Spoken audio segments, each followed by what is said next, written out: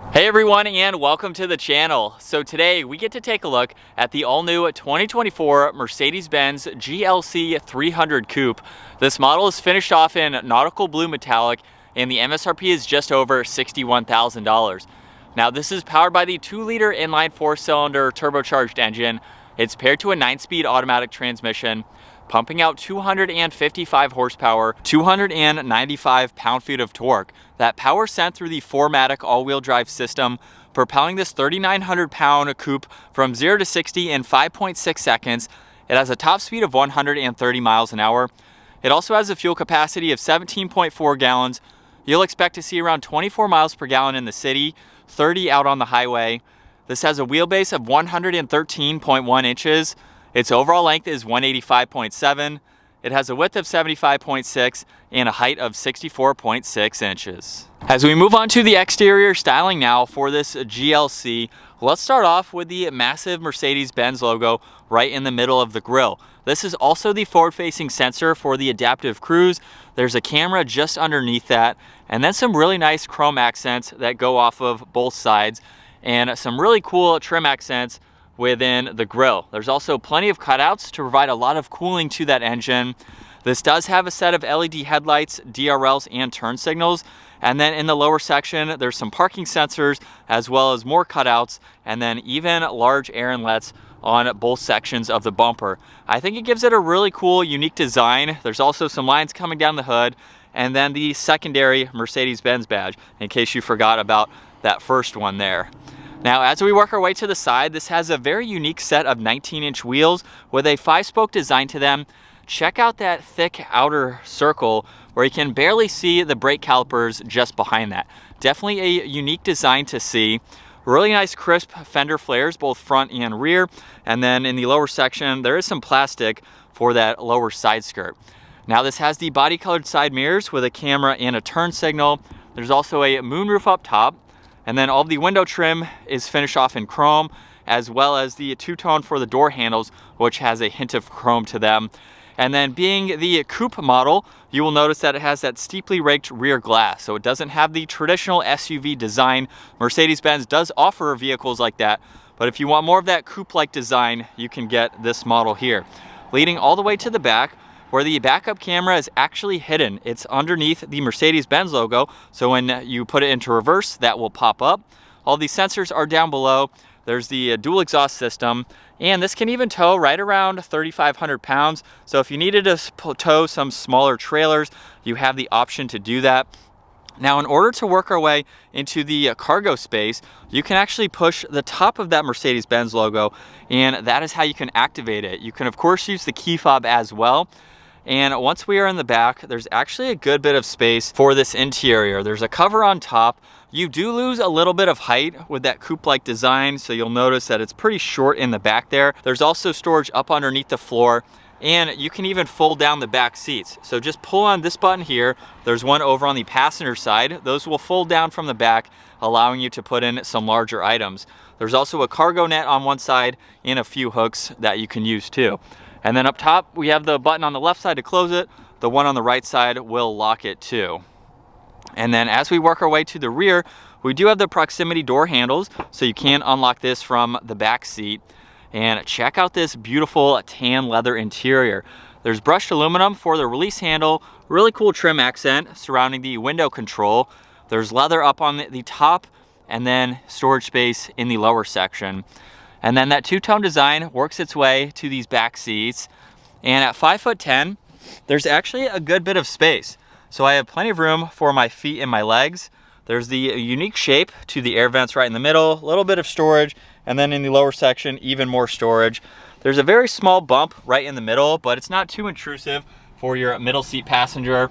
And this is all that you get. You cannot recline these seats back. So right here, I have about a ½ inch or so above my head.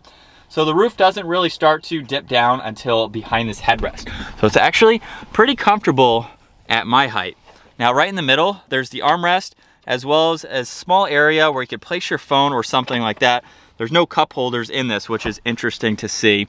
And then you can actually fold down the middle seat individually. So if you need to gain access to the back, you could use that as a higher armrest if you needed to. And this is the visibility. You have a small window there, which would help from the driver's seat, but it's not all that claustrophobic feeling for having that exterior design. Now the front door panel has a lot more options on it, or features. We have the heated seat controls, memory seating adjustments, all of the power adjustments for the seats. There's the window controls, power folding side mirror adjustments, trunk release, and then even more storage in that lower section. Mercedes-Benz is also an illuminating badge on the door sill, and then same design of course as the rear. Really neat color combo for this exterior. Now you'll notice too that the grab handle actually has a floating design to it on the back side of all the window controls, which is very nice. And then for the steering wheel, there's solid and perforated leather. On this left side, there's all the cruise and adaptive cruise control settings. On the right side, there's a favorites along with your voice commands, volume, and Bluetooth controls. This also has steering wheel mounted paddle shifters, and then we have controls for the gauge cluster as well as the infotainment system. So let's start this up. You'll notice too that the engine start stop is just underneath that, so you can turn that on and off as needed. But with the massive gauge cluster now, using the controls on that left side, we can go through quite a lot. So currently, this is the sport display. So if I push on the home icon, that is what we are seeing right now. You can also go into the understated, makes it a little bit more calm feeling, just depending on how you like to drive. There's also classic, which gives you your speedometer on one side, tack on the other, just like in every other vehicle. Now you can also scroll through all of this information within the middle. So under classic, you can view all of this, which is nice. And then if I go back to home, you can pull up the navigation, look at your assistance, even an off-road page, which is interesting to see for this model. But you can look at your steering angle, your pitch and roll, as well as the compass, your elevation, and your coordinates, which is pretty neat. And then the last one is service. So it's very configurable to go through all of that right in the center there. Now over on the left side, there's the headlight adjustments, as well as fog lights and the e-brake. Really cool trim accent underneath one of the air vents. Leather covers the entire dash, leading to 3 more air vents, and then the massive touchscreen system just underneath that. So this is basically the home screen, and you have 2 different home screens. If I push on the home icon, we can actually pull up these apps, and then of course you can make those disappear. But with all of these apps, you have your phone, radio, you can even go into the off-road pages for the infotainment system. So this is everything that you just saw. You can pull up some different cameras as well, so that way you can see underneath the front axle. If you put this into reverse, now we just have the backup camera. And then we can scroll over and view some more icons. You have your smartphone and then some info to go into. You'll notice too up top, if I push on the car, we have a few favorites that you can pull up. You can even get into search, just depending on what you need to do for the day. And then in the lower section, there's also some favorites for your music, your phone, and then it looks like this introduction here. When you click on that, this is for your direct screen access for your Mercedes hookup. So you have some other options and features you can go into. Now in the lower section of this touchscreen system, you have all of your climates. So there's the temperature and fan speed on both sides, as well as a shortcut to your climate menu, so you can direct where you would like the air to go. And then there's some other research surrounding that. Now, like I mentioned earlier, the heated seat controls are over on the driver's side. So you can't actually do that within the screen. I have not found either where this has a heated steering wheel, so I don't believe that is an option. Now, underneath that, there's a row of toggles here. If you click on dynamic, this is for the different driving modes. So there's an off-road, you also have eco, there's comfort, sport, and then an individual setting. It's interesting to see that in sport mode, it tells you do not have the roof loaded down. So a ski box or anything like that should not be on the roof when you engage sport mode. To the right side of that, there's the backup camera, or a shortcut to the 360 camera system, where you have several different angles, just depending on the visibility that you need to get to. Now, in order to put this into reverse without pushing that button, that is actually located on this stalk here. So with my foot on the brake, I'll just push it up and that backup camera will pop out. Drive is going to be all the way down, and then park is located on the end of that stalk. Now there's also a car icon. When you push on that, you can get into some of these functions for your manual shifting as well as your Parktronic. There looks to be a downhill assist control that you can get into as well. And then there's the hazards.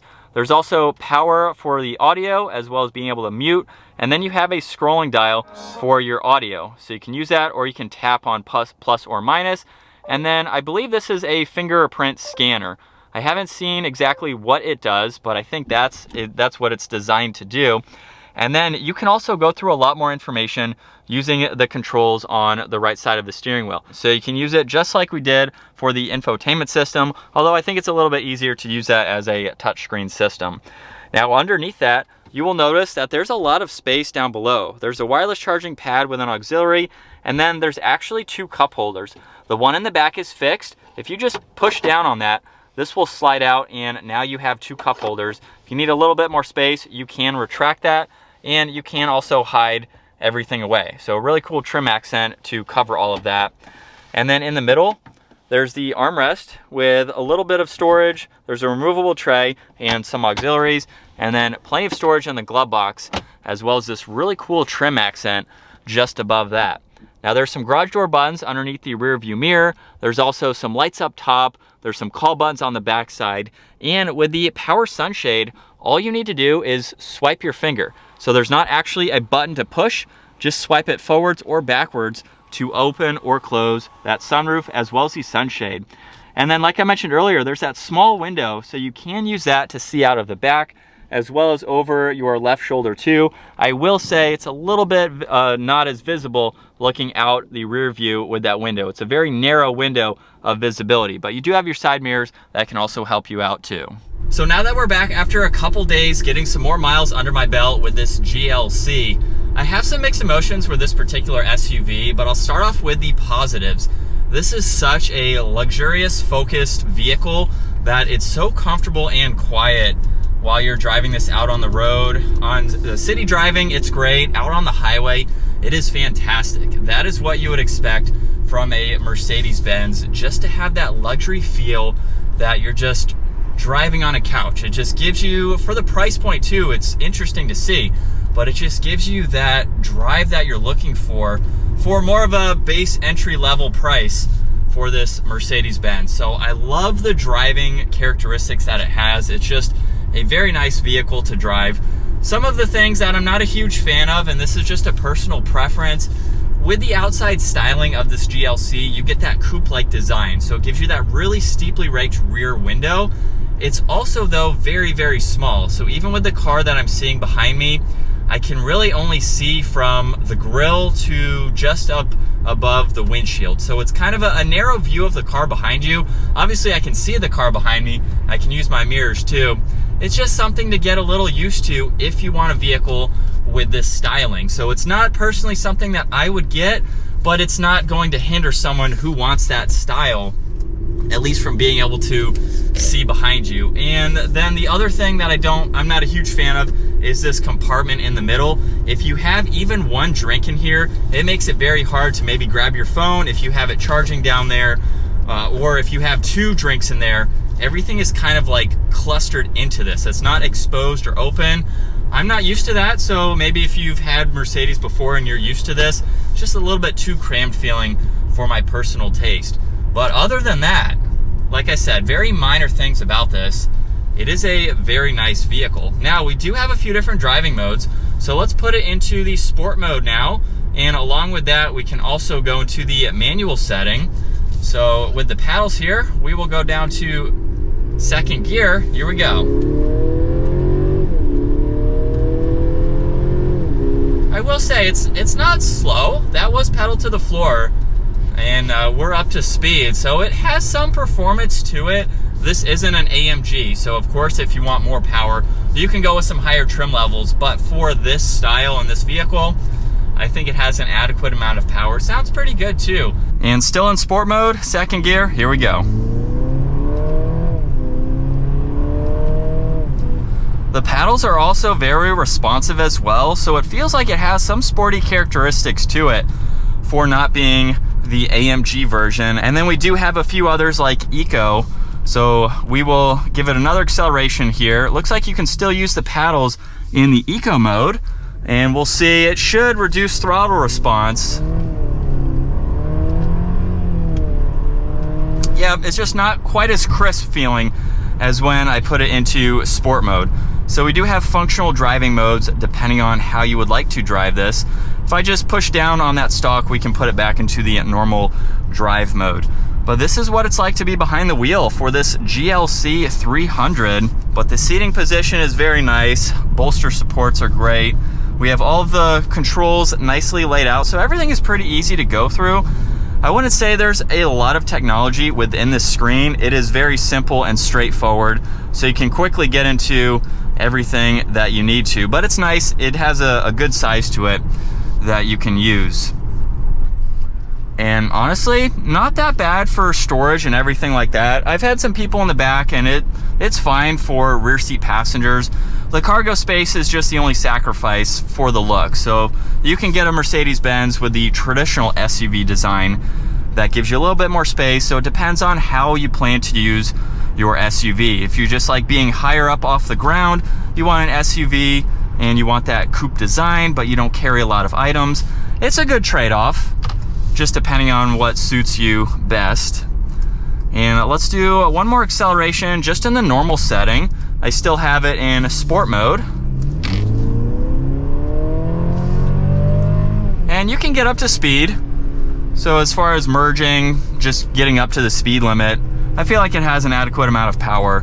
And I did forget to mention in the beginning of this video that this also has a mild hybrid electric system. It's around a 48 volt system, and this is something that actually works in the background of this vehicle. It's not a plug-in hybrid. It's not really a hybrid. It just has that hybrid assistance to it. So in the classic digital gauge cluster, as I put my foot on the brake, you'll notice there's power and there's the charge meter. So the charge meter will show just obviously you're charging the system, and then power is obviously accelerating and using the power of this vehicle.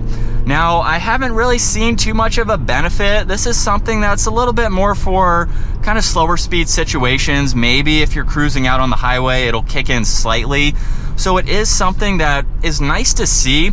It's just not something that you have to worry about. Because it's in the background, seeing the charge meter, it doesn't really affect anything as far as seeing the charge goes. But it's nice that we do have that system. A lot of Mercedes-Benz have that. So it's nothing new. And that's going to wrap it up for this 2024 Mercedes Benz GLC 300. If you enjoyed today's video, give it a huge thumbs up. Consider smashing that subscribe button so you don't miss out on our daily uploads. And I will see you all in the next video.